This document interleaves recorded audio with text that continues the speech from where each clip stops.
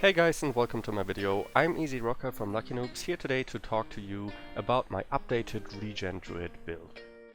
So let's start this video with a quick recap of the old build. In the old Regen Druid build, our primary source of regen was a traded version of Call of the Wild, our Warhorn 5 skill. Using Sword in our main hand on our first weapon set and Warhorn in our offhand on the second weapon set, we could use our weapon swaps in order to quick draw our Call of the Wild skill as often as possible. We would use Healing Spring as a heal spell as a secondary source of regen, together with a trade and a few boon duration trinkets in order to reach a pretty significant regen uptime. Now, in order for everybody to understand this build, let's do a quick recap of how regen generally works. Regen kinda works like quickness, which means that you can get a number of stacks of regen applied to you from different sources until you hit a stack cap, at which the stacks of regen will start overwriting each other. When you are affected by multiple stacks of regen, the stack with the longest duration will be the one that gets prioritized over all your other stacks, and this stack will be the one that will effectively heal you.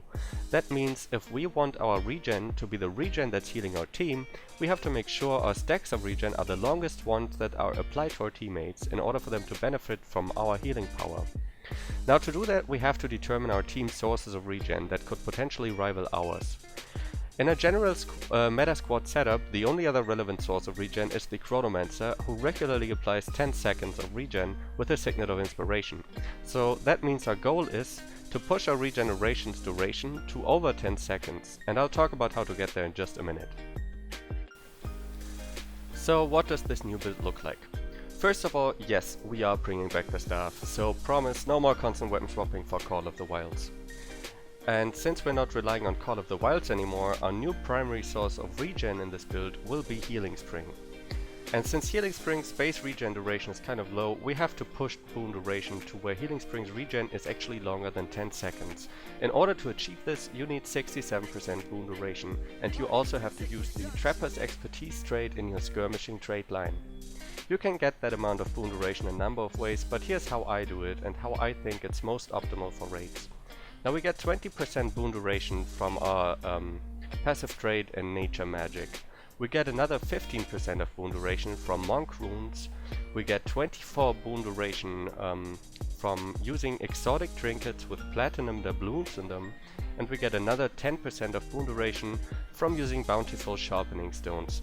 This leaves us with an overall 69% boon duration, which will result in 10.25 seconds of regen duration on your Healing Spring if it is traded. For gear, I usually run full Magi gear, however this will work just as well with Zealots or any other gear set with healing power. For weapon sigils, I use Transference and Water on my staff and Transference Concentration on my sword Warhorn. Now, you could argue that you don't need the boon duration trinkets and bountiful sharpening stones due to the concentration sigil. However, I don't think that's a great idea, and that has to do with the overall playstyle of this build. I'll get to this in just a minute. So how do we play this build? As we stated before, Healing Spring is now our primary source of regen. Only using Healing Spring will give you about 83% uptime on regen in a best case scenario, which basically means that all of your teammates can always stack inside of your Healing Spring. That's basically enough, you don't absolutely have to go higher than that. However, ideally I want my teammates to have regen at all times, and this is where the Warhorn comes in. Now, since you don't absolutely need it, I only swap to Warhorn when I have time to do so and I don't need the staff immediately. When I see I'm at one of these low pressure moments during a fight, I swap to Sword Warhorn and I quick draw Call of the Wild.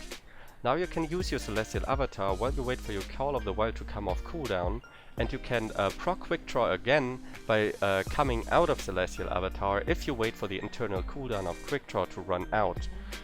And now you can basically decide whether you want to wait another 7 seconds to use another Call of the Wild or whether you want to just swap back to staff. If you do decide to wait for another Call of the Wild, make sure that you don't need any heals in this time, because really during these 7 seconds you don't have a lot to heal your team with.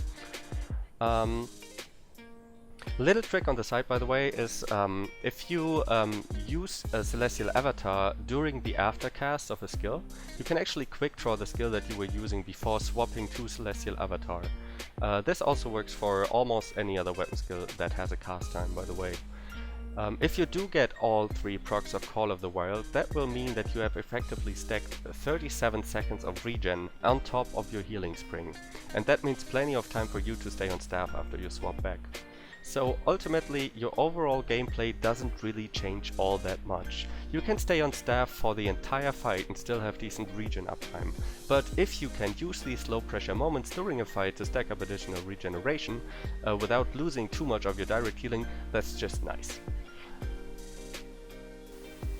Now, playing this build as I just explained it will eliminate most of the downsides of the previous build, especially the previous lack of staff utility skills and the staff's direct healing capabilities. However, 2 downsides to the regular staff build still remain. First of all, your Warhorn's regen comes at the cost of Vigor, which is also a very useful buff for the encounters this build is intended for. I will leave that choice to you. After all, even taking Warhorn is optional with Healing Spring. The second downside is that you give up on X utilities by taking Warhorn, which means no Reflect or Pulse. Keep in mind though, as Healing Spring is now the primary source of regen, you don't have to take Warhorn.